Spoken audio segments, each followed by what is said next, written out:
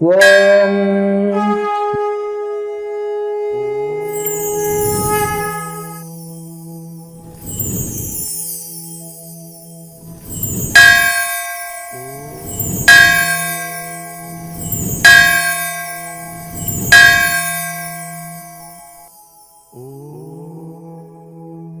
Shri Kriyayoga Dhyana Tapovana Sevashramam charitable trust Govindarayapalli Jnanananda Kriyayoga meditation centre GKMC channel భక్తి సాధన సేవ. జై బ్రహ్మ జ్ఞాన భారత్, జై జ్ఞాన వివేక భారత్, జై అన్నపూర్ణాదేవి అమృతాస్తం.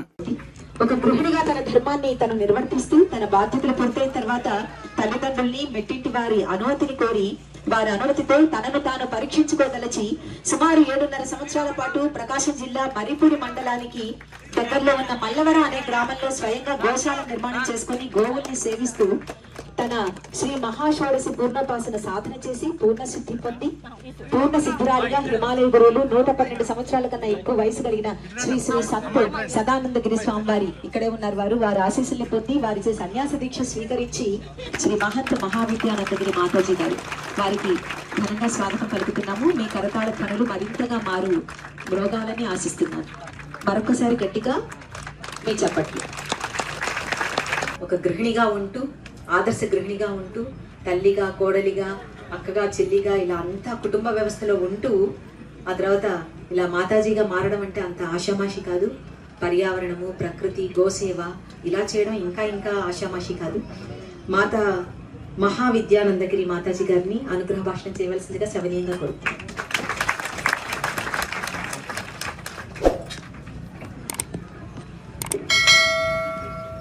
ఓం నమో నారాయణ నారాయణ నారాయణ. శ్రీ గురుభ్యో నమః.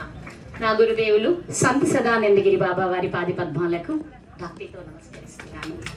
సకల గురువులకి, వేదికను అలంకరించిన బిడ్డలందరికీ ఆ జగన్మాత పరిపూర్ణ ఆశీస్సులు మీ అందరికీ కూడా ఆ దేవదేవుని సద్గురువుని యొక్క అనుగ్రహంతో ఆనందంగా జీవించండి. అందరు గురువులందరూ చాలానే చెప్పారు. అలాగే మీ మొహాల్లో త్వరగా కానిస్తే బాగుండు అనే ఆతృత కూడా కనిపిస్తోంది. ఓకేనా? అయితే మీరు చెప్తున్నారు ఒక గృహిణి, సామాన్యమైన గృహిణి అంటూ చెప్తూ ఉన్నారు. ఏ గృహిణి తలుచుకుంటే అసాధ్యమేమైనా ఉందా?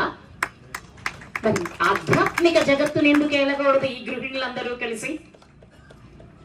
గురువులుగా ఎందుకు మారకూడదు ఈ గృహిణులందరూ కలిసి? నాకు సాధ్యమైంది, అందరికీ సాధ్యమే కదా.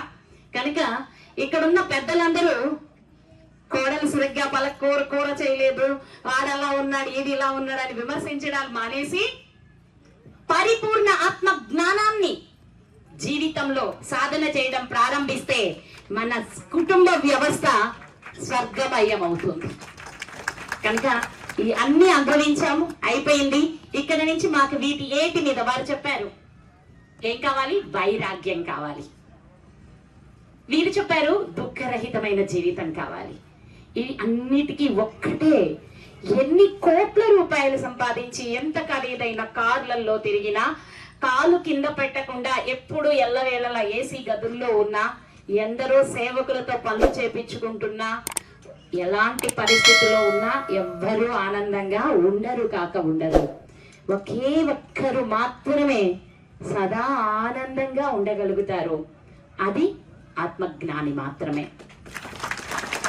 నా గురువుని అడుగుతాను, బాబా మీరు ఎలా ఉన్నారు అని. వారు అంటారు సదా ఆనందంగా ఉన్నా అంటారు. వారి నామంలోనే ఉంది ఆ సదా ఆనందం. కనుక వారి నుంచి నేనేం నేర్చుకున్నాను అంటే సర్వకాల సర్వావస్థల యందు ఆనందంగా ఉండడం నేర్చుకున్నాను. గురువు అంటే మనకి గురి కలిగించేవాడు. మనల్ని ఏ లక్ష్యానికి చేరాలో ఆ లక్ష్యం వరకు మనల్ని ప్రయాణం చేపించడానికి సదా సిద్ధంగా ఉంటారు. అలాంటి సద్గురువులు దొరకడం ఈ గ్రామం చేసుకున్న పుణ్యం. జ్ఞానానందగిరి మహారాజ్ గారు ఇక్కడ ఇంత లోపలికి తీసుకొచ్చి మమ్మల్ని అయితే కష్టపెట్టారు, కానీ మీరైతే సుఖపడతారు సద్వినియోగపరుచుకుంటే. ఇక్కడ అలాంటి మహనీయులు. రవిశాస్త్రి గారు ఒక మాట అన్నారు, 15 సంవత్సరాల కిందట ఎలా ఉండేవారో తెలుసా అని. నేను చెప్తాను, నాకు తెలిసి సుమారు నెల కిందటే, నాకు పెద్ద పరిచయం లేకపోయినా 15 సంవత్సరాల కిందట కూడా ఇదే ఉత్సాహం, ఇదే చైతన్యం, ఇదే తపన, ఇదే ప్రేమ, ఇదే నిస్వార్థంతో వారి ప్రయాణం కొనసాగితేనే వారు ఇంతవరకు వచ్చారు. వారిలో నేను చూసింది అందరికీ తెలుసు, నేను త్వరగా ఎక్కడికి సభలకి సమావేశాలకి బయటికి రానని. కానీ సుమారు 7-7.5 గంట ప్రయాణం చేస్తే గానీ ఇక్కడికి చేరుకోలేకపోయాము. అలాంటిది ఎందుకు రావాల్సి వచ్చింది అంటే వారి స్వచ్ఛత, ఎందుకు రావాల్సి వచ్చింది అంటే వారి తపన, వారిలోని నిస్వార్థ సేవ, ప్రేమ, కరుణ. ఇప్పుడు వారు అన్నట్టు కొన్ని మంచికి జరుగుతాయి, కొన్ని చెడుకు జరుగుతాయి. ఏది జరిగినా అది దానిలోని మంచిని చూడగలగాలి అంటే మనం నిత్యం ఆత్మజ్ఞాన సాధకులమై ఉండాలి. అజ్ఞాని అమ్మని కూడా గౌరవించలేడు, అమ్మని కూడా అవమానిస్తాడు. కానీ జ్ఞాని అమ్మతో పాటు అందరిలో అమ్మని చూస్తాడు, అణువణువున అమ్మని దర్శిస్తాడు. అంతేకాని ఈ అమ్మకి మొగుడెవరు, క్షమించాలి ఇలాంటి మాటలు నేను మాట్లాడకూడదు. కానీ ఎందుకు చెప్తున్నాను అంటే మనలోని సంస్కారం పెరగాలి అంటే ఏం చేయాలి? ఆత్మ జ్ఞాన సాధన తప్పనిసరిగా చెయ్యాలి. ఈ వీరి తపన జగన్మాత పరిపూర్ణం చేయాలని నేను మనస్ఫూర్తిగా కోరుకుంటున్నాను.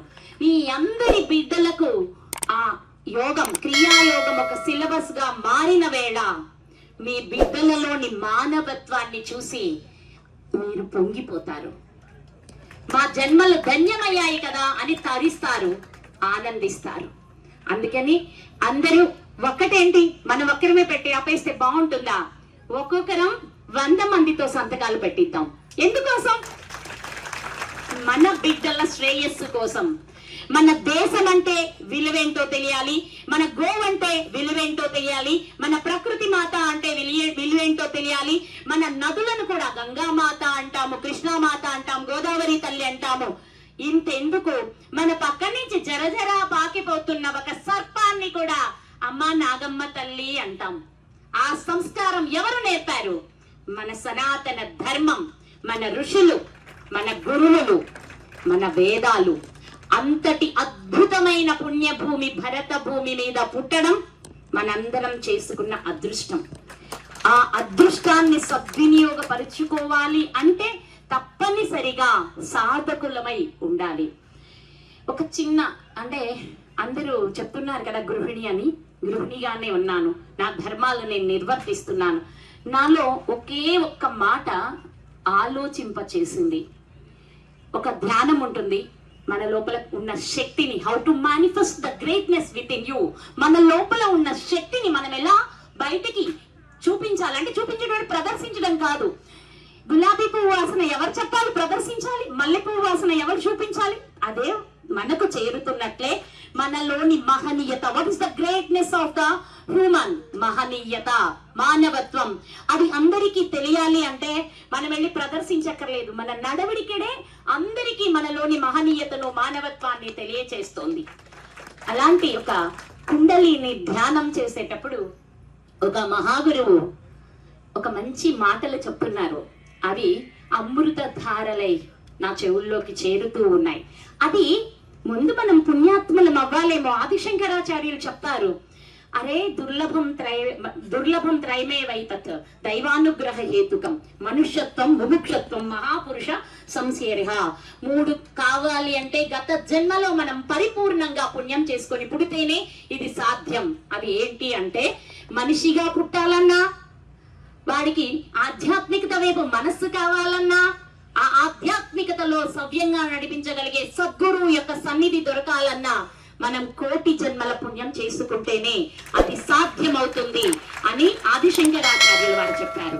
అలాంటి పుణ్యం ఎన్ని జన్మలలో చేసుకున్నానో ఆయన చెప్తున్నారు, నువ్వు ఈ శరీరానివి కాదు, నువ్వు ఈ మనస్సువి కాదు, నువ్వు ఈ బుద్ధివి కూడా కాదు, ఈ బుద్ధి చేసే ఆలోచనలు కూడా కాదు, వీటన్నింటికి మూలమైన ఆ ఆత్మవి నువ్వు అని చెప్తున్నారు.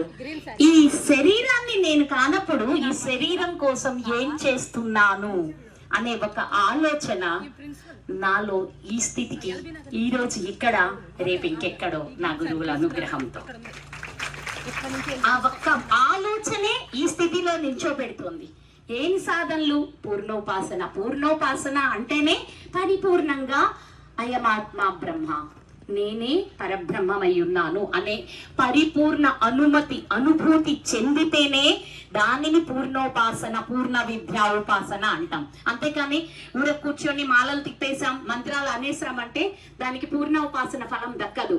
అనుభూతి, నేను I'm the God, I'm the God, I am the God, నేనే అన్నీ అయ్యున్నాను. మరి నేనైతే నా చుట్టూరున్న ఈ జగత్తు అంతా అదే. నాలో దైవాన్ని నేను చూసిన వేళ నేను అంతటా ఉన్న దైవాన్ని చూడగలుగుతాను. అర్థమవుతుందా? వారు అది కూడా చెప్పారు. ఎప్పుడైతే నేనెవరో తెలుసుకుంటానో నా చుట్టూరు ఉన్న వాళ్ళు కూడా నేనే అని తెలుసుకుంటాం. అప్పుడు ఏమవుతుంది?